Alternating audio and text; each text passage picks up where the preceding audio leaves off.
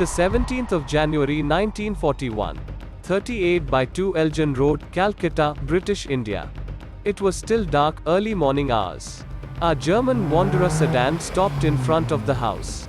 A person resembling a Muslim cleric came down the stairs and took the rear seat of the car. The man in Muslim disguise was no other than Netaji Subhash Chandra Bose. The man on the steering wheel was Netaji's nephew Sisir Kumar Bose. Car left the gate at 1:35 a.m. This was the beginning of the great escape that ushered the final stage of our freedom movement.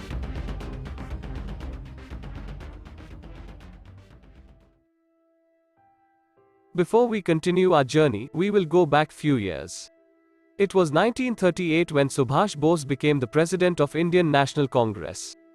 He had already toured across Europe and met the national leaders of many European countries, including Benito Mussolini, to create a favorable opinion for India's independence.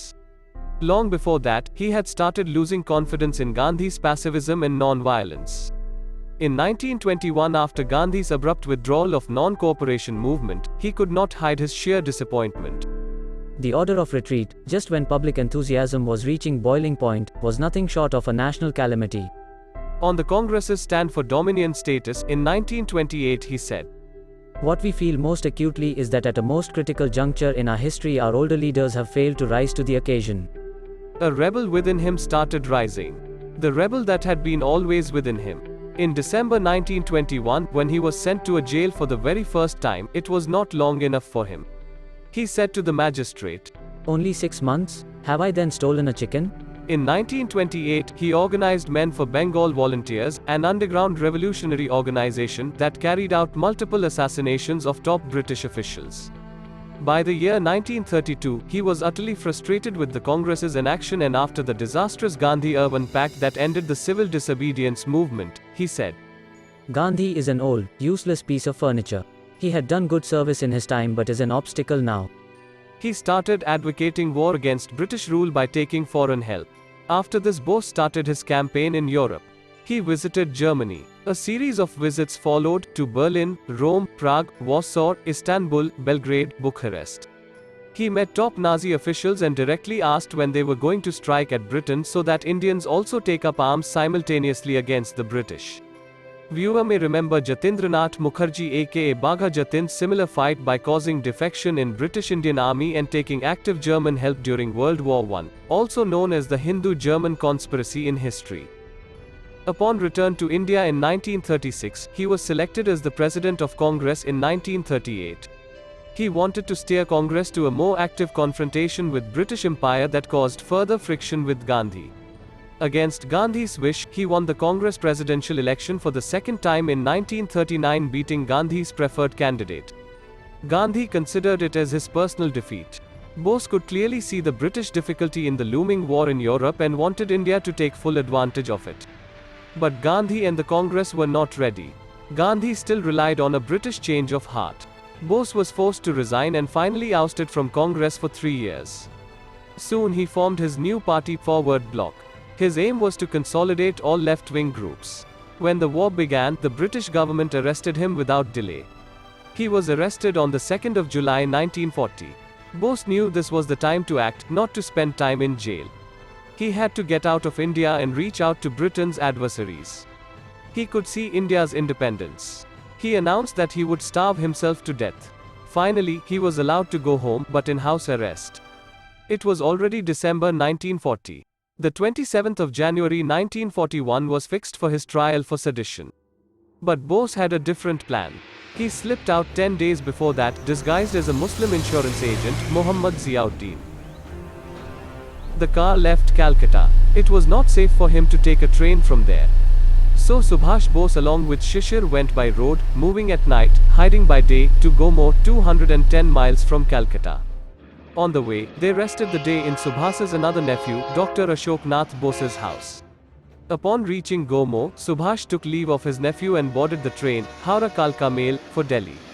At Delhi, he changed the train and took Frontier Mail to Peshawar. In Peshawar, he was received by Mia Akbar Shah, who visited Bose's Elgin Road house during the house arrest to chalk out the plan. Bose stayed at Taj Mahal Hotel and for some time in the house of Abad Khan. Mia Akbar Shah brought a man named Bhagat Ram Talwar to assist Bose reach his next destination to Kabul. Bose stayed 2 days in Peshawar. They took a car from Peshawar to reach Kabul. This time Bose posed as a deaf and mute Pathan as he did not know the local Pashto language, and Bhagat Ram took a new name, Ramat Khan. In order to avoid the border patrol, they got off near Jamrud, the fort that guards the entrance to Khyber Pass. They went by foot from there, escorted by 2 armed Pathans. On the first night they stayed in a tribal village. Next day they passed through the tribal territory, and in the night they took refuge in a mosque at Adda Sharif. On the third day they reached Lalpura. Here they had some prearrangements and stayed the night at a local person's house. The host was an influential Khan who gave Bose a letter so that they would not be disturbed by the police, and they used it in 2 occasions in next few days. On the 4th day they crossed the Kabul river for the second time to reach the main road to Kabul. There was no boat available. The locals made a makeshift boat using some leather sacks. They were already deep inside Afghanistan for anyone to demand passports. Here the escorts left them. Unable to find any car, finally in the evening, they boarded an open lorry that drove through the bitterly cold night to reach Kabul the next day. Snows were falling and they had just 2 boxes as seats in that open lorry. They were almost frozen when they were dropped off from the lorry near the Lahore gate, Kabul.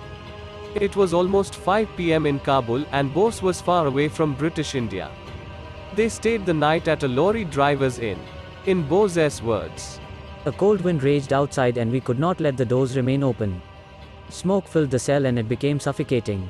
We then managed to get a few dry logs for a fire to warm our frozen bodies. In the evening Bhagat Ram brought some candles from the bazaar for a light, and some dry bread and kebabs. When I could not eat the bread, he brought me a cup of tea. I dipped the bread into it and ate it. For the next 3 days, Bose tried to contact the Russian embassy in Kabul without any luck.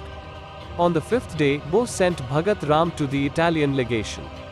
Finally, here Bose got all the cooperation, hearty congratulation for reaching this point, and a promise of a fake Italian passport. By this time, on the 26th of January 1941, British authority in Calcutta found out about his disappearance. Afghan police became suspicious about the long stay the 2 pilgrims in lorry drivers inn. So, on the 3rd of February 1941, Bose and Bhagat Ram moved out of the inn, and took shelter in another Indian, Uttam Chand's house. In the meantime, on the 7th of March 1941, Prime Minister's office in London issued an order to 2 special operations executives of the British intelligence stationed in Turkey and Middle East. The order was to find and kill the Indian leader Subhash Chandra Bose. Yes, Churchill wanted Bose dead. No other top-rung Indian leader had this honor, as Bose was truly His Majesty's opponent. In the meantime, German and Italian embassies took an inordinately long time getting Bose out of Afghanistan, and Russian embassy was not reachable. Naturally, Bose was very upset and frustrated. He once told Uttam Chand, If you have somebody who can escort me up to the Russian border, I would rather risk rotting in Russian prison than stagnate here. At least there is some hope of reaching Moscow through Russian prisons. At last, after much delay, on the 18th of March 1941, Bose received his Italian passport in the name of Orlando Massotta. Unable to get any Russian help, Bose had set his next destination to Berlin. Bose was no Axis apologist. He hoped for Soviet help first. But Germans and Italians provided what he needed. He said, Today Russia is the only country which can help to liberate India. I am not altogether happy about going to Berlin or Rome. But there is no choice. Even Uttam Chand wrote in his book, For 45 days Bose Babu was with me, and not once, during this period, did I hear one good word for the Axis from his lips. He hated them as much as the British. The only way to reach Berlin from Kabul was through Moscow. So, he set out for the Russian frontier on the 18th of March 1941 in a car along with 2 Germans and 1 Italian. He went through one of the most difficult passages in the world in this journey. He traveled through the high passes of Hindu Kush. It was a treacherous road next to none. Then he passed through the gorge of Tashkurgan. It's a very narrow and twisty 135 kilometers long stretch that is often washed away by rains. He went along the dead cities of the Afghan steppe and reached the ancient city of Mazar-e-Sharif. Before crossing the Afghan-Uzbek border comes the Oxus River, or as it is known as Amu Darya. Bose went through the jungles along the river and then took a ferry to cross it near Patakesar. He crossed Afghanistan and reached Uzbek Soviet Socialist Republic, present-day Uzbekistan. After crossing the river, a car took him to Samarkand. From there he took a train to Moscow. Stalin's Russia gave him a safe passage through Soviet Union. Then finally on the 28th of March 1941, he flew to Berlin.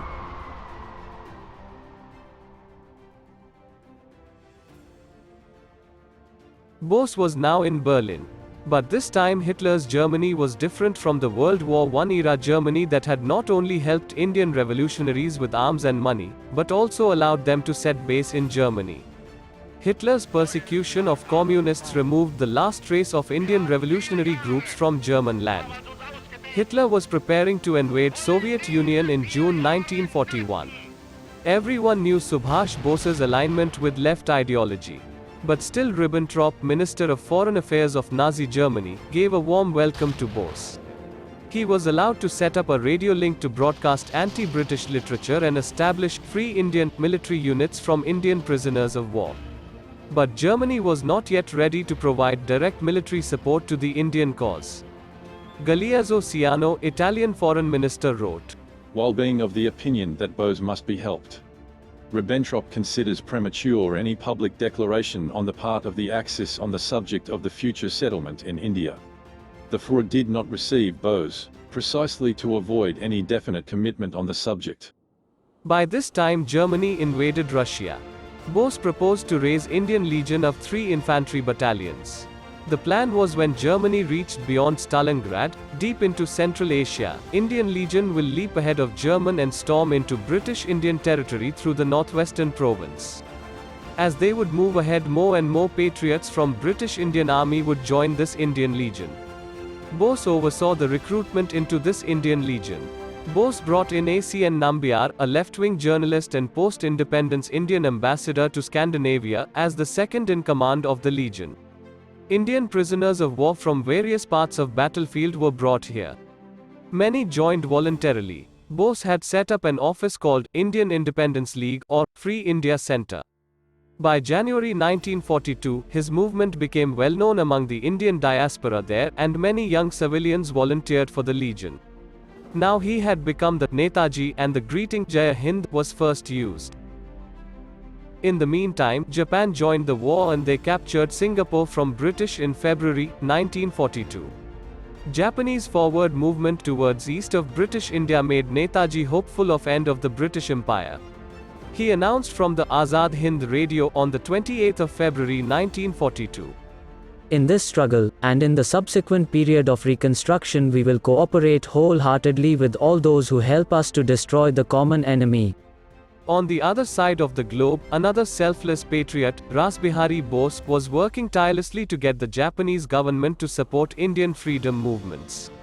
He was the same man who fled to Japan during World War I, when the Hindu-German conspiracy, led by Bagha Jatin, was foiled. He was instrumental to cause defection in the British Indian Army barracks at that time. Now during this tumultuous time of World War II, he was again the key influencer to set up the Indian Independence League and proposed to raise an army that was known as the Indian National Army or the Azad Hind Fauj. Finally, the Japanese government formally sent the proposal of tripartite declaration on India's independence to Hitler and Mussolini, along with sending an invitation to Netaji to join them. Netaji was in Rome at that time to meet Mussolini and Ciano. On the 5th of May 1942 he met Mussolini and the Italians agreed. Ciano wrote, Mussolini allowed himself to be persuaded by arguments produced by Bose to obtain a tripartite declaration in favor of Indian independence. He has telegraphed the Germans proposing, contrary to the Salzburg decisions, to proceed at once with the declaration. But the Germans were still doubtful. Goebbels, Nazi politician and second in power after Hitler, was not convinced with the amount of support the Japanese could provide. On the 19th of May, Netaji met Hitler. German Führer also conveyed the same message that German troops were caught in Russian territory. They were too far away to provide any support to the Indian Legion, and without German support they had little chance against the British Army. It is needless to say Netaji was highly disappointed and lost hope in Europe. So, he made up his mind to go to Japan. In the meantime, Rasbihari Bose convened the second conference of the Indian Independence League at Bangkok on the 22nd of June 1942, where resolution was made to have Netaji join the league and take its command as its president. In his last few months in Europe, Netaji tried to keep the morale high of the Indian Legion, which was already 4,000 plus men strong, having 3 battalions.